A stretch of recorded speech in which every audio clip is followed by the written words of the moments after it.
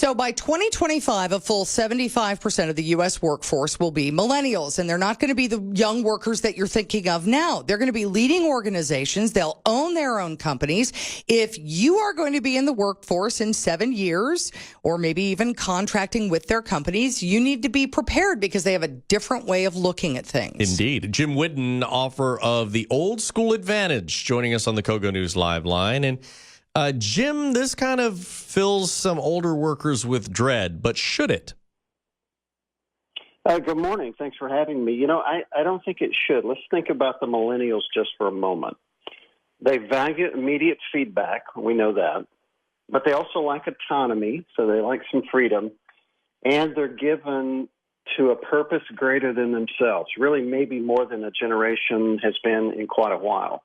Those are three pretty good characteristics to have in a supervisor or a boss.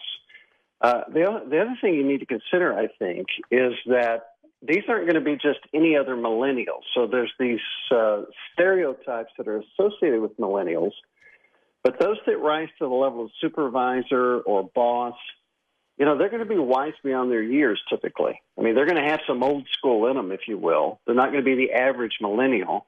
And so by the time you take the millennial who can bring technology and that more useful enthusiasm, combine it with boomers like me who bring some experience and hopefully some wisdom, that's going to make a pretty good team if everybody communicates and gets along. I mean, that's kind of the best of both worlds is the way that I would look at it. It's strange. They think differently than boomers, but are millennials and Gen Xers really that different? How will Gen X have to deal with it? I think there is a fairly big gap. We talk about the generation gap. It's a bigger gap than you would think between Gen Xers and millennials, I found. But again, it's going to boil down to communication. We talk to organizations all across the country and try to teach them that it is so much about communication. And isn't that the way it is in any relationship, marriage, kids, at work, whatever it is.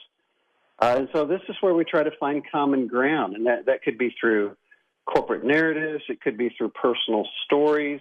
It could be just as simple as getting to know somebody. And I know that sounds simple and trite, but so many times we've come across people that work right next to each other, literally the cubicle or the desk right across the hall, and they don't know about family origins, where they went to college, what do they like to do in their free time. Those are the things that's the cement of relationships that brings us together.